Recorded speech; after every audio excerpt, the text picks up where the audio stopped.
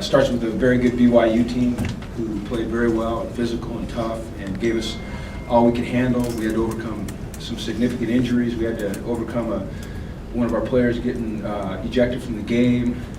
We had to overcome 3 interceptions and a loud onside kick, but somehow we got it done. And we just stuck to what we feel like we do well, which is run the football and get after the passer, and it worked for us. So I'm proud of those young men for never blinking, showing great resilience, or resiliency, whichever it is, and just trusting each other, playing hard till the end, and coming up with a really hard-fought, in my mind, significant win for this program. You know, I think we've had some times when we've gotten into games like that against teams similar in structure to a BYU and have not come out with a win.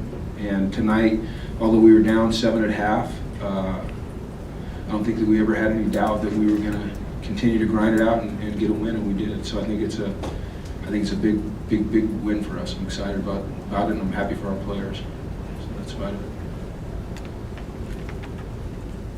All right. Come on, David. What was your reaction when Miles had that pick there at the end? I just wanted him to get down because I knew the game was over. He wanted to run around a little bit and give us a thrill. But I was excited. You know, we'd gone 4 quarters without a takeaway.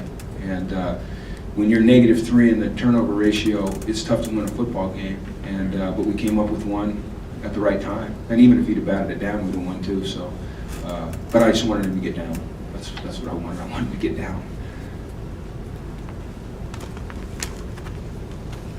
Was that as good as you've seen Paul play?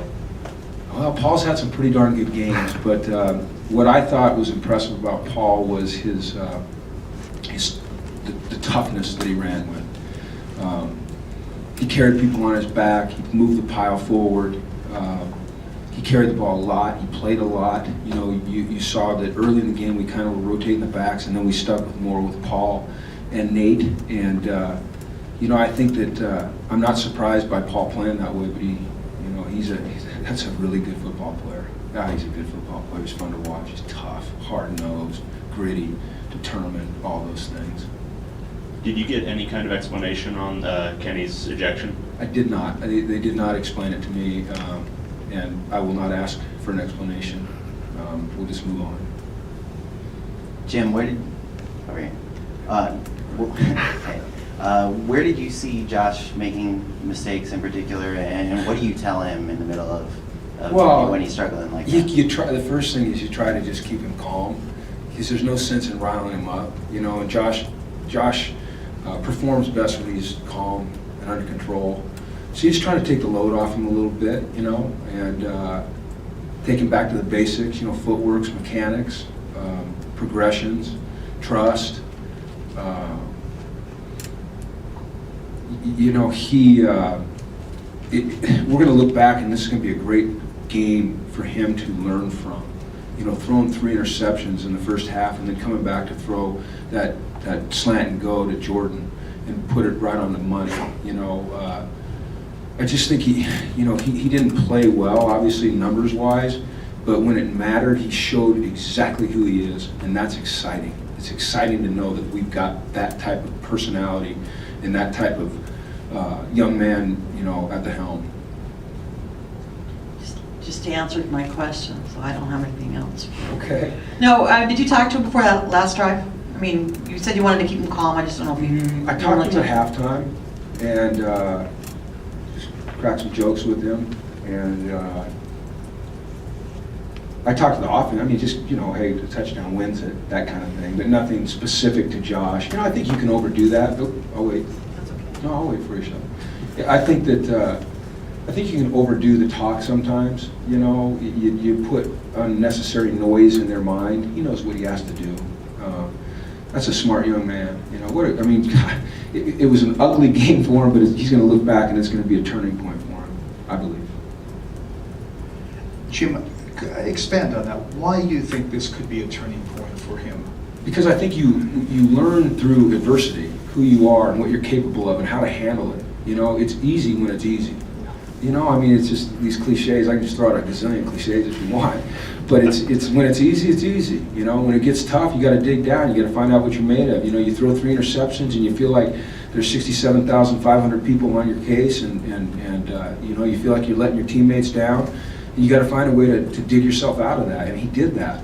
You know, and we talked at halftime as a team. There's 120 guys, 119 guys, and that had his back, and he felt that. You know, and I think it relieved him a little bit. And I just think that through adversity you grow. And he had a lot of adversity tonight in a very, you know, high-profile situation, and he handled it very well. And one thing you said earlier, just to clarify, a loud onside kick, am I guessing that maybe you didn't totally agree with the review on that play? No, I didn't Sorry. disagree with it. We gave it a loud, I mean, we gave it Okay, a, I'm sorry. when we had prepared for it and we talked about it and we misaligned. But no, there was not indisputable visual evidence that it was not a correct call, so I wouldn't argue with that call. Hey, Coach, could you talk about how big Isako's performance was stepping in for Kenny the way that he did with double-digit tackles and the 2 sacks? You know what, he did a nice job, and he also performed well on special teams. But, you know, we've got depth here, and Isako going in for Kenny unexpectedly there and playing like he did, I mean, that's what we expect him to do. Jayon went in and played a lot and played well. You know, we lost Fabian Moreau, and we put Denzel out there, and Denzel, they were going after him. It was very obvious to everybody they were going after him. We tried to give him a break and put put Randall Goforth out at corner, and Randall did well. You know, it's kind of one of those all hands on deck type of mentality that our defense took on tonight, and they just have a lot of confidence in each other and themselves, and obviously in Coach Bradley and what we're coaching, and it's fun to see them secure the win with that interception. I was getting a little nervous there. You know, we were 15 yards within their field goal range, so we needed to come up with a play. What kind of made you want to turn Nate Starks on that last drive? Paul was tired. That was really it. And we were getting ready to put Paul in for that last play, the touchdown, and we were going fast, and we had him a little bit. You know, when you're running the ball well and you feel like you got them on their heels a little bit, you want to keep the tempo up. And so rather than make a substitution where the officials would then, you know, hold our ability to run another play and let them substitute, we just left Nate in there. But it was really just because Perk was gassed. Jim,